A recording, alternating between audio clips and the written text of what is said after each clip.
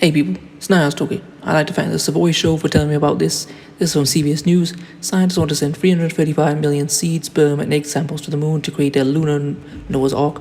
Scientists are pulling inspiration from Noah's Ark in a new lunar proposal that they call a global insurance policy. They hope to send an ark to the moon filled with 335 million sperm and egg samples in case a catastrophe happens on Earth. Instead of 2 of every animal, the solar-powered moon ark will cryogenically store frozen seed, spore, sperm, and egg sample from some 6.7 million Earth species.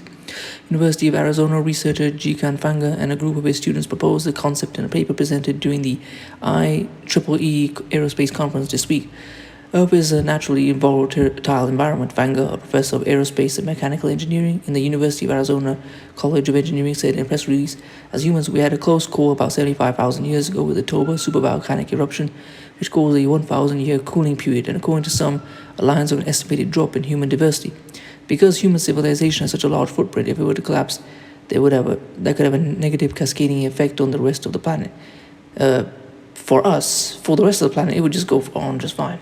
Fanga highlighted climate change as the main concern, especially as it contributes to rising sea levels. A deadly global pandemic and a large-scale nuclear war are 2 of the major possibilities that doomsday clock researchers cite for catastrophic disasters. The Svalbard Seed Bank in Norway, also known as the Doomsday Vault, currently holds hundreds of thousands of seed samples to ensure continued biodiversity on Earth. But Fanga's team believes storing such precious samples on our own planet is far too risky. Lucky the moon, located just 238,855 miles away, has none of these issues. Using lava tubes to shelter samples. Establishing the ark would involve sending the 6.7 million samples to the moon in multiple payloads, then storing them on a vault beneath the surface where they'd be safe. The idea is to store the ark within a network of lava tubes, about 200 of which were discovered beneath the moon's surface in 2013. They formed billions of years ago when underground lava streams formed massive caverns more than 300 feet in diameter.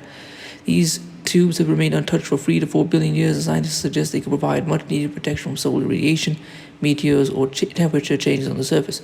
While the moon is not hospitable to humans, its harsh features make it a great place to store samples that need to stay very cold and undisturbed for hundreds of years at a time, they said. Building a modern Noah's Ark. Based on some quick back-of-the-envelope calculations, Fanga said that transporting about 50 samples from each of 6.7 million species, totaling 335 million samples, could take about 250 rocket launches. That's over 6 times more than it took to build the International Space Station, which required 40 rocket launches. It's not crazy big, Fanga said. We were a little bit surprised about that. The team's proposal for the ark includes solar panels on the moon's surface for electricity, elevator shafts down into the facility, and petri dishes housed in cryogenic preservation modules. The seed must be cooled to minus 292 degrees Fahrenheit and the stem cells to minus 320 degrees Fahrenheit. For reference, the Pfizer COVID-19 vaccine stored at minus 94 degrees Fahrenheit, temperatures that would likely freeze metal, so the team has introduced a type of floating shelf made of a cryo-cooled superconducting material and powered by quantum levitation using a powerful magnet. It's like they're locked in place by strings, but invisible strings, Fanga said.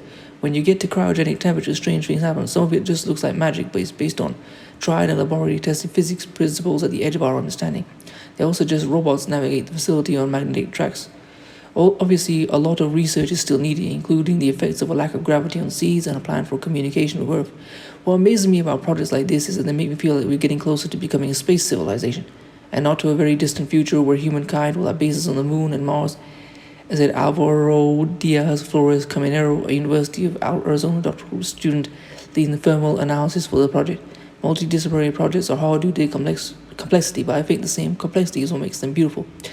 I hope you've enjoyed this. Please comment, rate, share, and subscribe. I'm going to leave this article in the description and some more. If you'd like to support this channel, leave my GoFundMe in the description. If you'd like to follow me on Instagram, I'll leave it there as well.